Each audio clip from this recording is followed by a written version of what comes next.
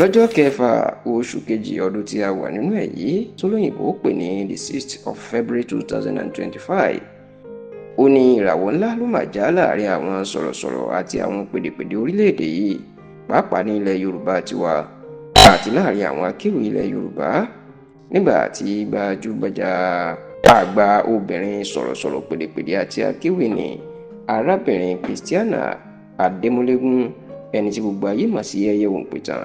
tó jáde láyé lẹ́ni ọdún mẹ́rìnléníàádọ́rin 74 years tó sì jẹ́ pé gbogbo àwọn gbajúmọ̀ sọ̀rọ̀sọ̀rọ̀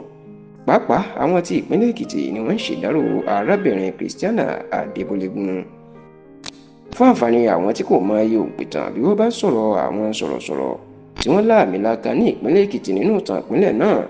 òkè téńté ni orúkọ Christiana Adémúlégún tí gbogbo èyí mọ̀ sí ẹyẹ òǹpìtàn yóò wà.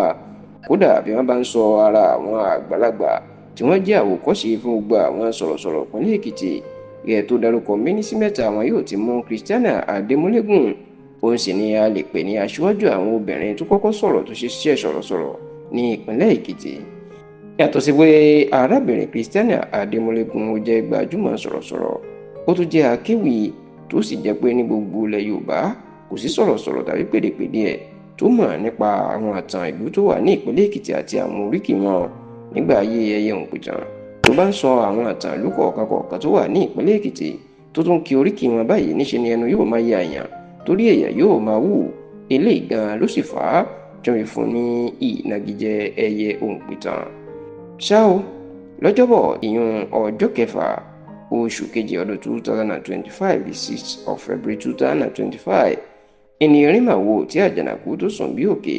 nígbà tí ẹyẹ òǹpìtàn tó jáde láyé lẹ́ni ọdún mẹ́rìnléníàádọ́rin. Ọ̀kan lára àwọn ọmọ màmá náà tí orúkọ ẹ̀ ń jẹ́ Fẹ́mi Adémúlégún òun ló mà fi àtẹ̀jáde síta èyí tó tẹ iléeṣẹ́ tẹlifíṣàn Yorùbá Tòótọ́ náà lọ́wọ́ wípé ìyá òun ó jáde ní àárọ̀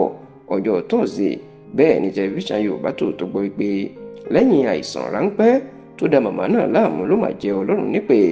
Bẹ́ẹ̀ ni obìnrin náà ó fi àwọn ọmọ àti àwọn ọmọ ó fi wọ́n sílẹ̀ sáyé lọ. Bó tilẹ̀ jẹ́ wípé arábìnrin Christiana Adémúlégún kò lè ṣe ètò bíi ti tẹ́lẹ̀ mọ́ tó sì tún ti fi ìgbà kan ṣiṣẹ́ rí ní iléeṣẹ́ ìgbóhùnsáfẹ́fẹ́ ìjọba ìpínlẹ̀ Èkìtì yan Broadcasting Service of Ekiti State kó tó fẹ̀yìntì. Ṣùgbọ́n tá a gbọ́ pé ọ̀pọ̀ àwọn iléeṣẹ́ rédíò aládàáni private radio stations tí wọ́n wà nípínlẹ̀ Èkìtì ni wọ́n gbà á gẹ́gẹ́ bí olùdámọ̀ràn fún wọn èyí tó ń pè ní consultant láti máa fún wọn ní ìmọ̀ràn nípa ìrírí tó ti ní nípa iṣẹ́ sọ̀rọ̀sọ̀rọ̀.